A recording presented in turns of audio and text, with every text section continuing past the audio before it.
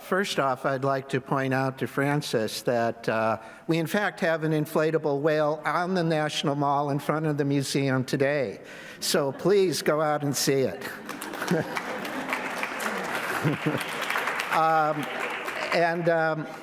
Now for a brief Smithsonian history of how we got to this exhibit and this symposium. Spencer Baird was named the first Assistant Secretary of the Smithsonian in 1850. A superb naturalist, he brought with him 2 freight car loads of his own specimens to get the natural history collection started. Baird recruited a large number of natural history collectors, including explorers, surveyors, and the military. He escaped the hot DC summers by vacationing in Woods Hole, Massachusetts, where he instituted marine research. To that end, he created with Congress the United States Fish Commission and became the first U.S. Commissioner of Fisheries, while still jointly holding his position at the Smithsonian. This agency would gradually develop into the National Oceanographic and Atmospheric Agency, or NOAA, that we know today. He became concerned about the collapse of the cod fishery off of New England. He implemented a plan to import carp and raise them in artificial ponds on the National Mall and distribute them to the American people as an alternative to cod. And while Americans did not take to carp, carp took to America, and this invasive species spread across the country. Baird and his preparators developed a new technique to create whale models using paper mache made from shredded U.S. currency, a very high-quality paper. Here in the United States National Museum is displayed a humpback whale. On one side, you see what it would have looked like from the outside, and on the other, you can view its skeleton. It was a truly ingenious exhibit. The dashing Yankee whaling captain, Charles M. Scammon, worked mostly in the Pacific. He collected whales and dolphins for the Smithsonian, was a keen observer and great naturalist. Scammon's classic monograph is The Marine Mammals of the Northwest Coast of North America. The illustration on the left shows how Scammon discovered and exploited gray whale calving grounds in the shallow lagoons in Baja, California. Many other whalers followed Scammon, nearly driving the species to extinction. Deeply regretting the harm he caused, he became an early ardent whale conservationist. And I am happy to report that although they have had setbacks, the gray whale population has made a comeback. Frederick True began his career working for the United States Fish Commission, identifying species and catch in the fisheries. He was soon stationed at the Smithsonian to work on the 1881 Berlin International Fishery Exposition. After completing that project, Baird hired him as a librarian and curator of mammals. In his career at the Smithsonian, he would greatly excel at both. He quickly gravitated to studying marine mammals because his eyesight was bad and the specimens were large enough for him to see clearly. True developed his own stranding network of lighthouse keepers, life station personnel, and ship captains who would collect data and specimens for him.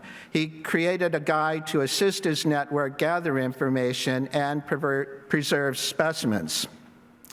The detailed data sheets in True's guide are very similar to what our stranding networks use today.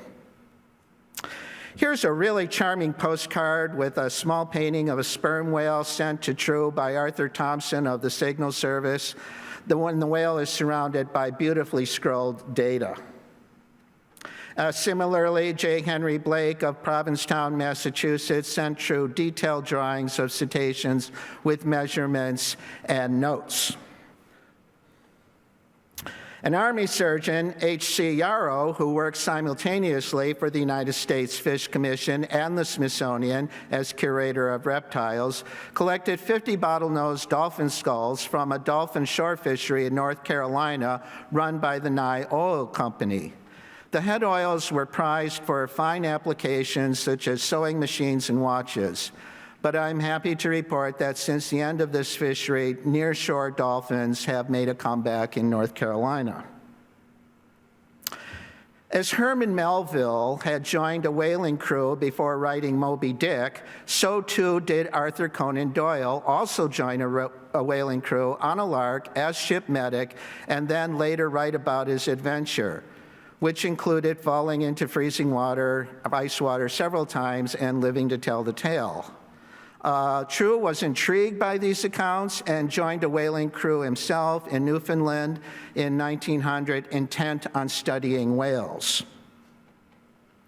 These are photographs True made aboard the whaling ship. He attempted to try every job he could on the ship. These are photographs he made of a whale hunt. Here they approach a fin whale off the bow of the ship. The industrial harpoon is fired. The whale receives the mortal blow.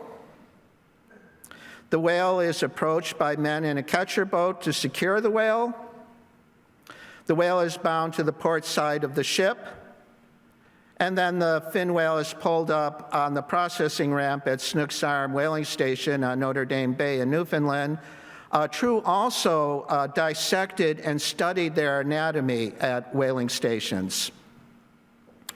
True collected with the famed fossil collector Roy Chapman Andrews of the American Museum of Natural History, a supposed inspiration for Indiana Jones.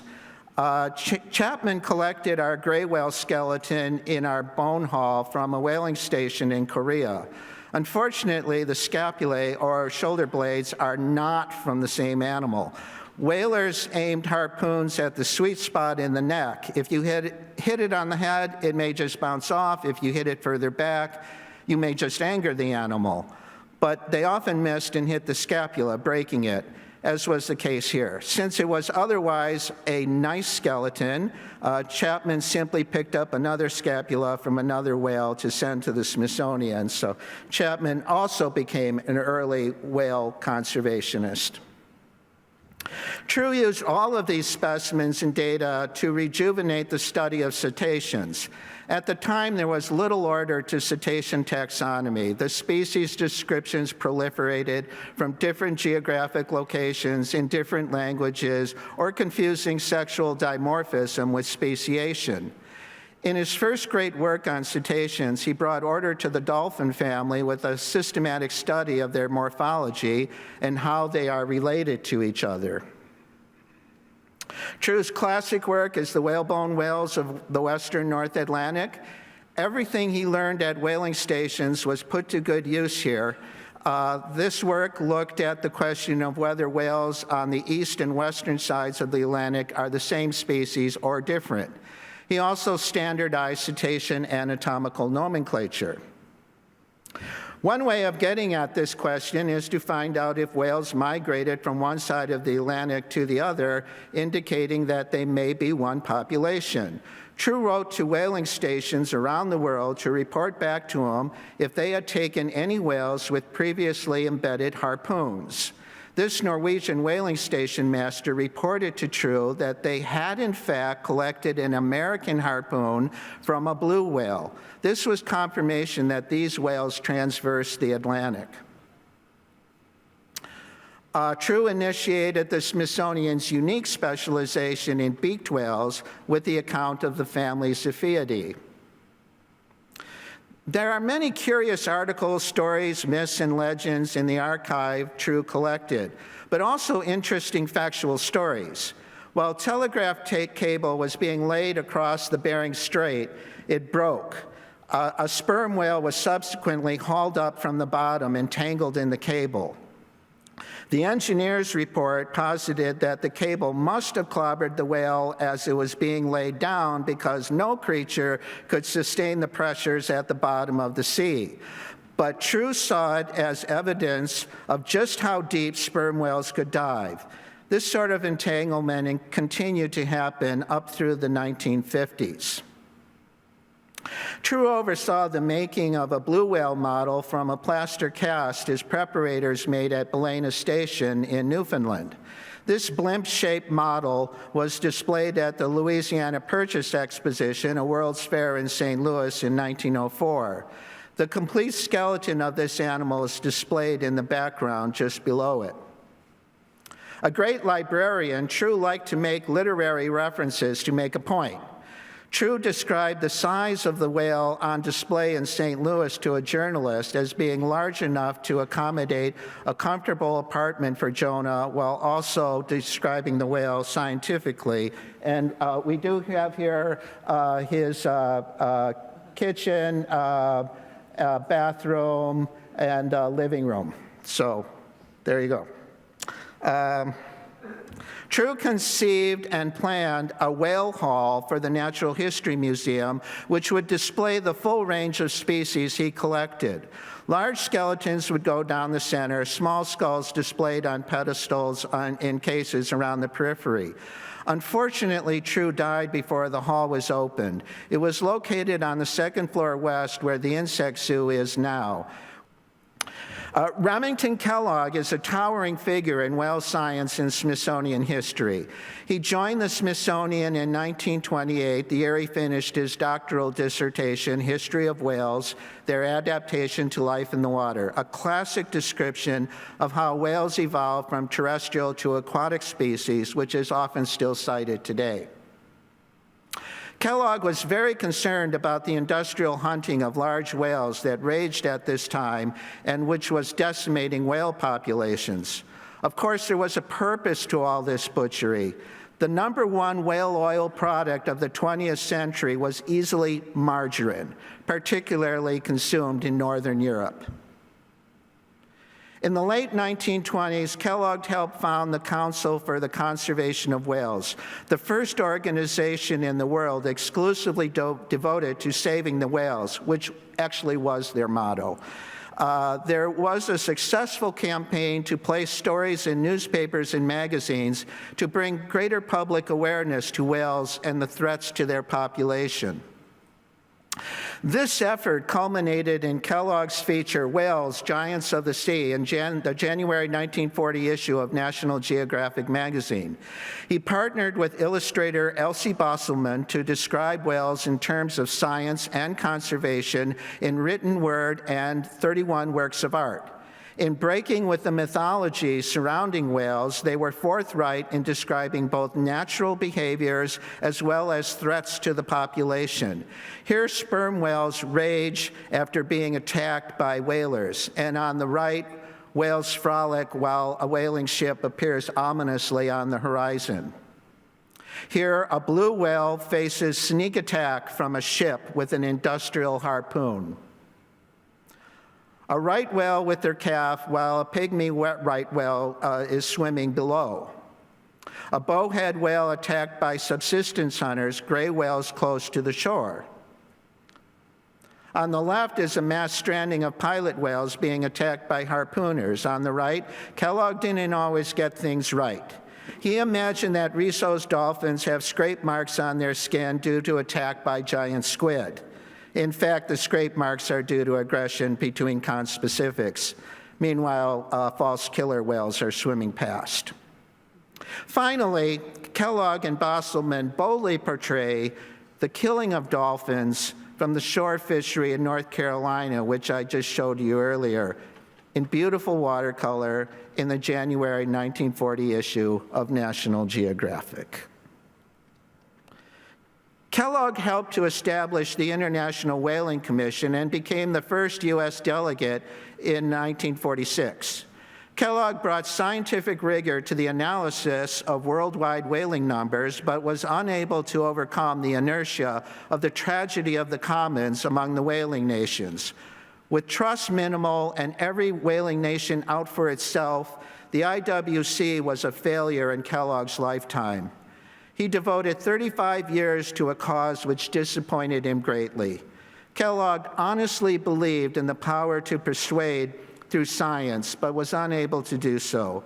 Yet his legacy was that the scientific argument was forcefully injected into the debate.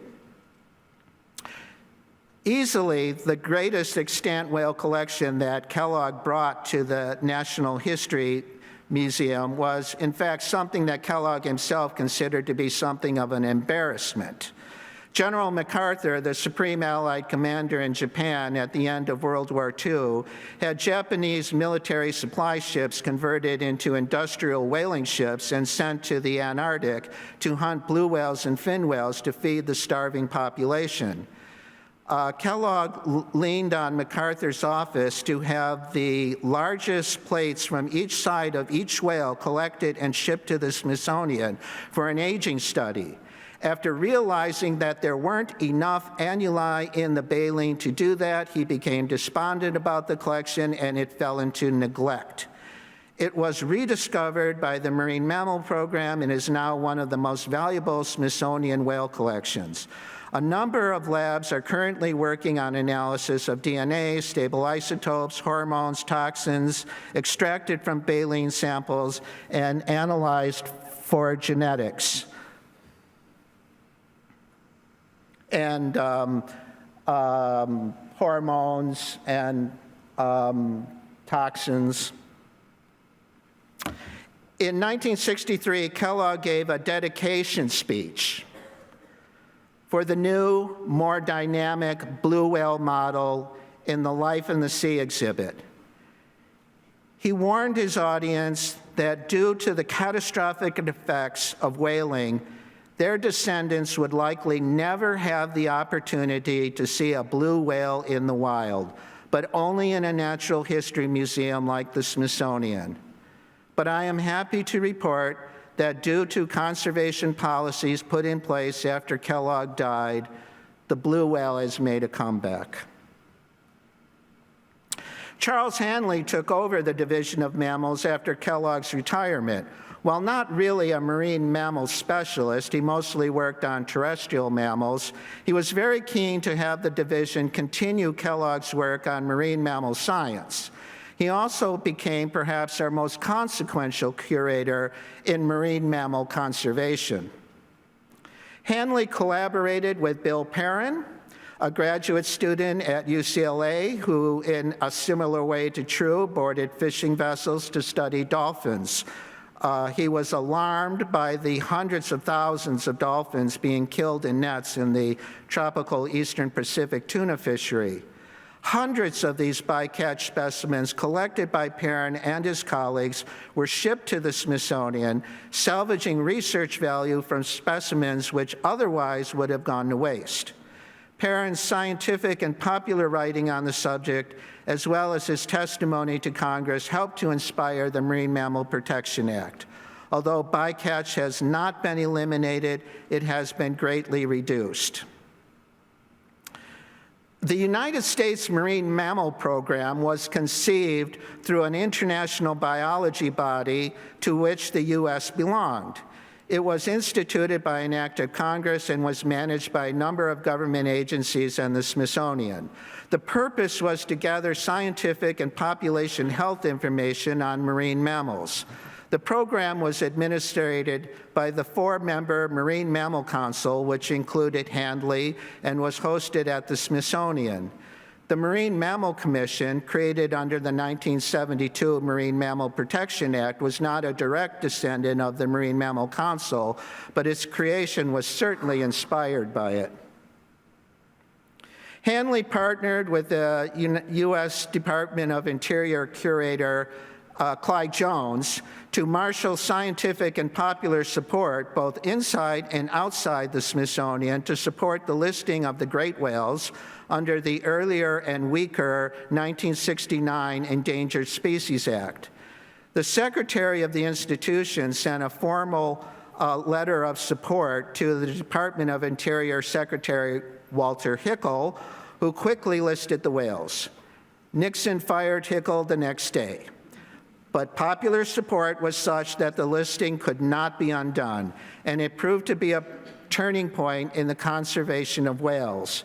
And they are seen as Smithsonian specimens: blue whale, North Pacific right whale, North Atlantic right whale, humpback, fin whale, gray whale, sei whale, bowhead, and sperm whale. However, this turn of events really irritated the whaling nations. So Handley and G. Carlton Ray convened a conference at Shenandoah National Park to bring marine mammal conservation scientists and whaling nation scientists together to work out their differences. The only thing they could really agree on was that much more data on marine mammals needed to be collected. To that end, Hanley continued the Smithsonian's part of the marine mammal program by hiring curator James G. Mead and technician Charlie Potter to collect and study marine mammals at the Smithsonian. They prowled the beaches of the East Coast in Jim's Land Rover looking for strandings.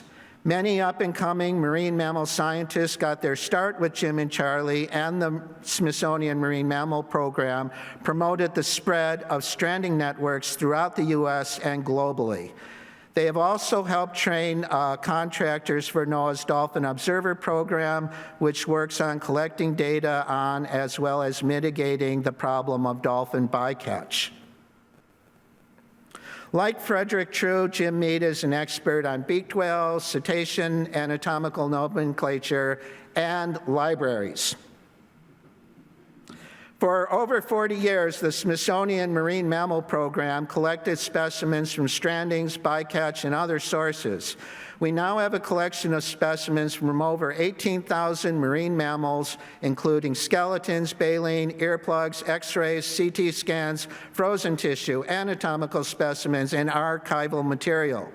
This rich collection has been the source of hundreds of scientific publications.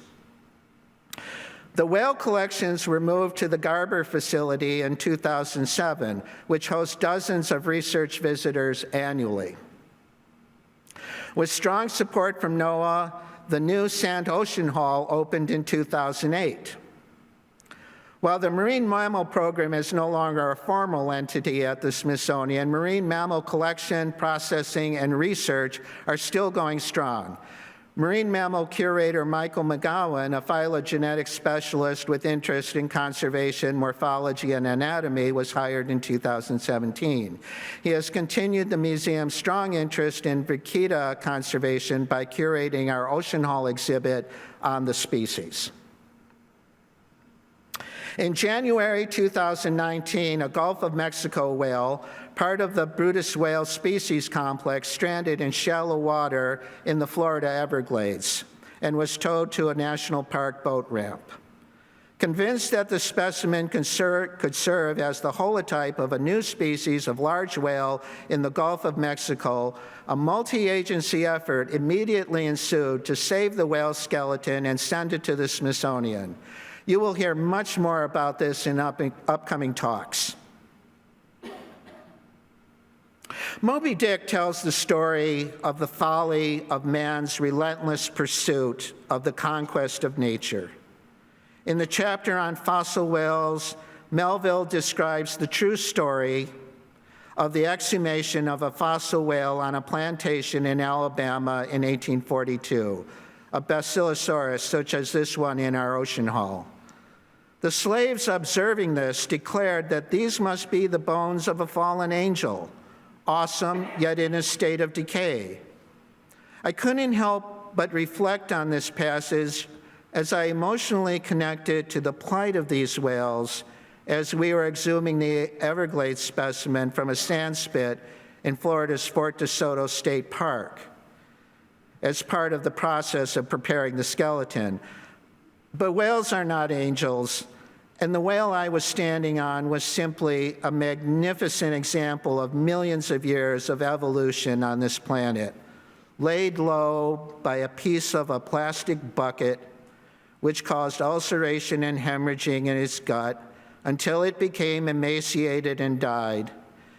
As Michael Moore so eloquently states, we are all whalers, and these whales are currently on a trajectory to join the Basilosaurus in oblivion. The Rice's whale is now newly described, critically endangered, and currently occurs only in the waters of the United States. The Smithsonian, with help from NOAA and Florida Fish and Wildlife Conservation Commission, have produced a new exhibit on the Rice's whale for the Sant Ocean Hall, which was installed yesterday. Like Kellogg, We will extol the natural history science we are learning from this whale as encapsulated by the baleen plate. And like Kellogg, we will be honest with you about the threats they face as encapsulated by the plastic shard extracted from the whale. But unlike Kellogg, I will not tell you that your descendants are only likely to see this whale in a natural history museum like ours. We created the problem, we can fix it. So please, go view the exhibit and reflect on that wretched piece of plastic, and then let's go out and save our American whale. Thank you very much.